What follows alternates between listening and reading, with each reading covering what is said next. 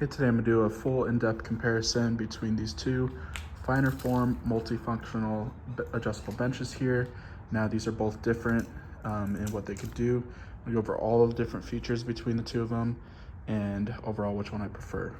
So I've had this one on the left for about a year now, and then this one on the right for about a month, and I'm gonna go over all the different features. Even though they look exactly the same, this one actually on the right has more features, more adjustments, and more things to add on to it. So it's gonna be a little bit of a higher quality.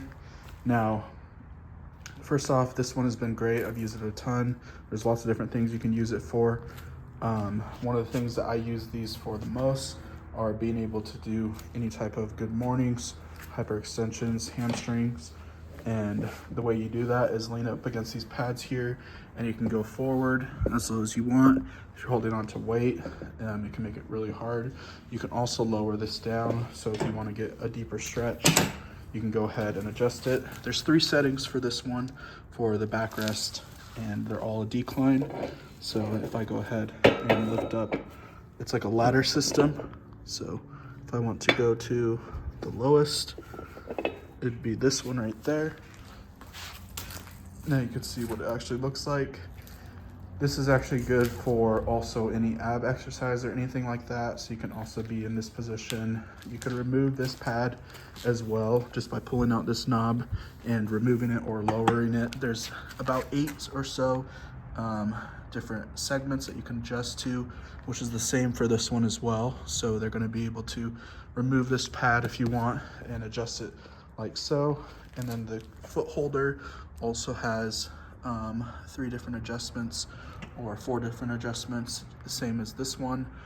And then it has the foot pads there. Now, one of the biggest differences is that this one can actually adjust for incline.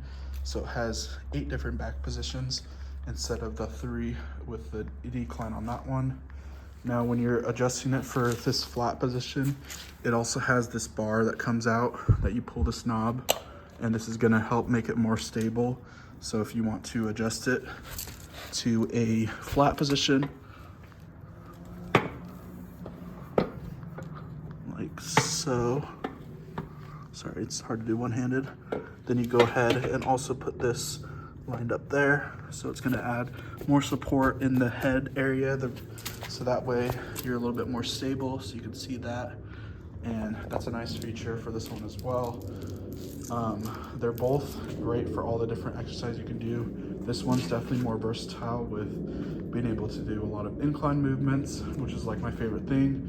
Being able to do chest press, flies, and anything of that sort with the incline. And like I mentioned, there's 8 different settings for it. Now, one of the things that I love about both of these as well is the fact that they have wheels. So you can move them around very easily, like so. Just drag them to wherever you need to go, push them forward. You can do it with one hand, just as I did. I'm gonna show you for both. This one's a little bit lighter. It's probably about 10 pounds lighter. And yeah, there's like so many different workouts that you can do with these.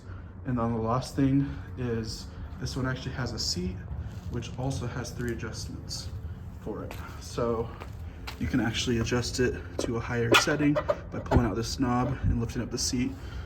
Let's see if I can do it with one hand.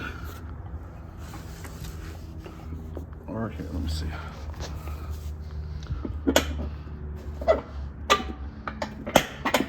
Okay, so I got it up one knob. So you can see that the seat is up higher, and you have 3 different settings, so it can go up even higher than that, which that's really convenient for anytime you're doing incline work, because if you're sitting on a flat bench or a flat seat with incline, you're naturally going to start sliding down and sliding off the bench just because of the weights that you're using.